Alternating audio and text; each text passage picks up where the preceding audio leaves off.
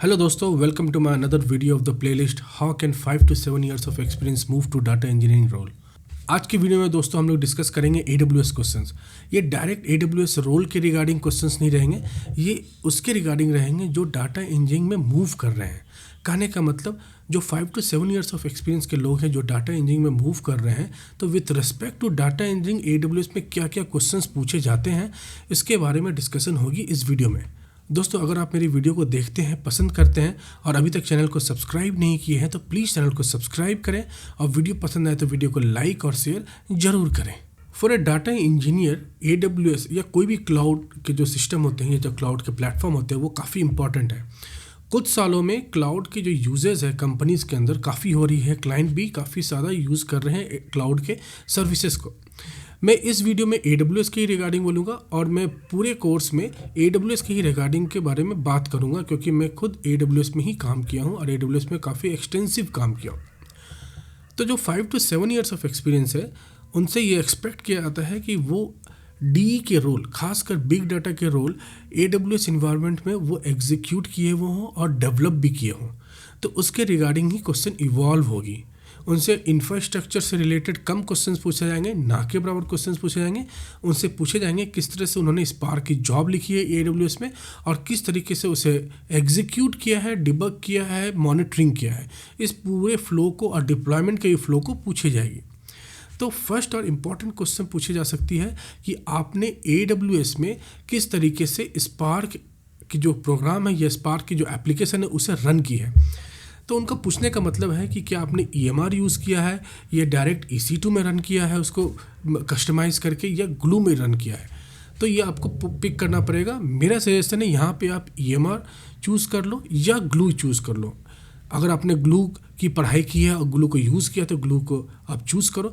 अगर आप दोनों में किसी चीज़ को यूज़ नहीं किए हो, सिर्फ पढ़ाई करके जाना चाहते हो, तो आप EMR चूज़ करो और उसके रिगार्डिंग आंसर्स ढूंढो और उसी के रिगार्डिंग कहानी बनाना शुरू करो।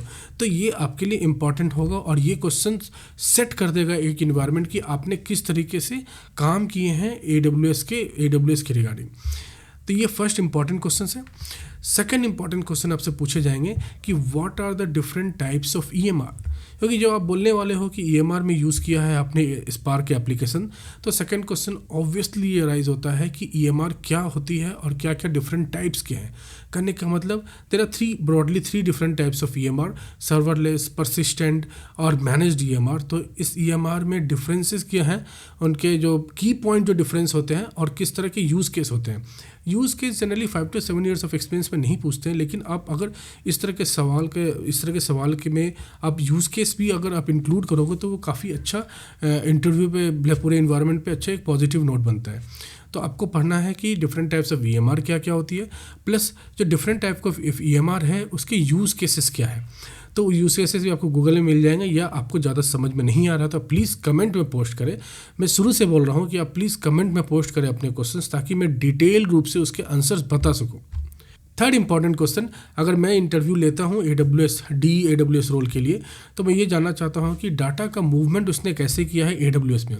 कहने का मतलब आपके पास डाटा है Oracle सिस्टम में, तो Oracle से आपने AWS S3 में या उसके फर्दर पाइपलाइन में कैसे मूव किया है।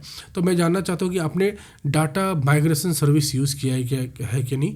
तो DMS के बारे में आपको थोड़ा पढ़ना है, अगर आपने यूज़ नहीं भी किया है। क्योंकि इनिशियल डेज में मैंने भी DMS नहीं यूज़ किया था, लेकिन DMS के रिगार्डिंग जितनी भी थ्योरीज होते हैं उसे पढ़ना जरूरी है। फोर्थ इंपॉर्टेंट क्वेश्चन है कि जब आपने स्पार्क की एप्लीकेशन लिखी है तो उसे आप AWS में कैसे डिप्लॉय करते हो। उनका पूछने का मकसद है AWS code pipeline. AWS code pipeline आप पढ़ के जाओ, उसको प्रैक्टिस कर सकते हो तो प्रैक्टिस करो, लेकिन उसको अच्छे से पढ़ के जाओ थियोरेटिकली।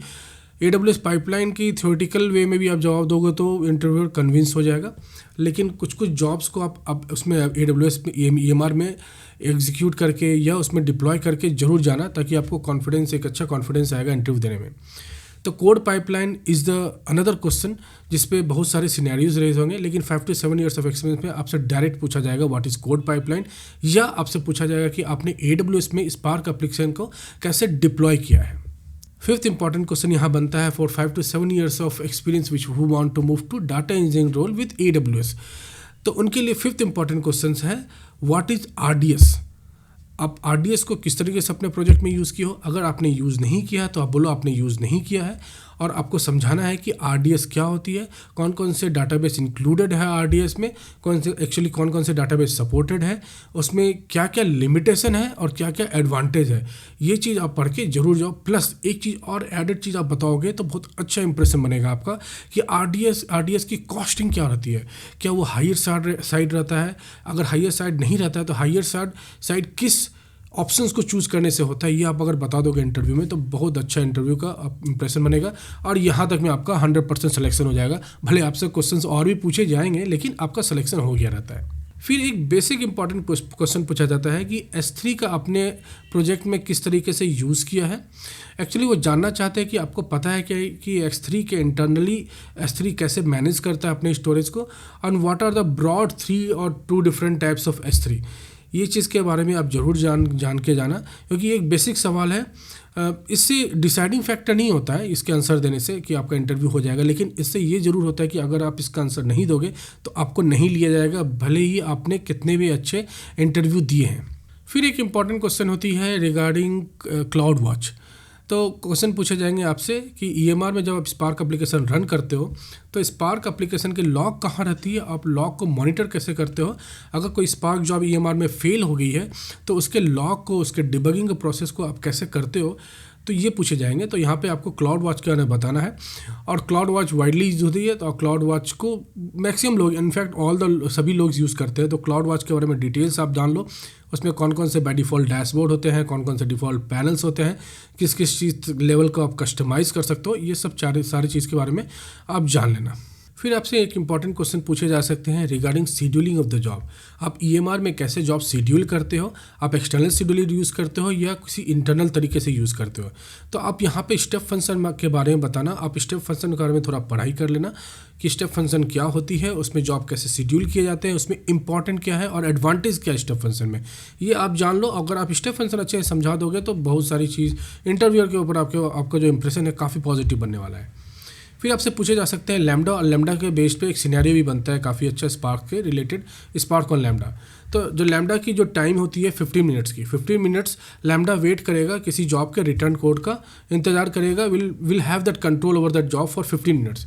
तो अगर इस तरह के सवाल बनते हैं कि अगर आप स्पार्क जॉब है जो मोर देन 30 मिनट्स तक एग्जीक्यूट होती है, तो कि क्या उस स्पार्क जॉब को आप लैम्डा से एग्जीक्यूट कर सकते हो क्या नहीं।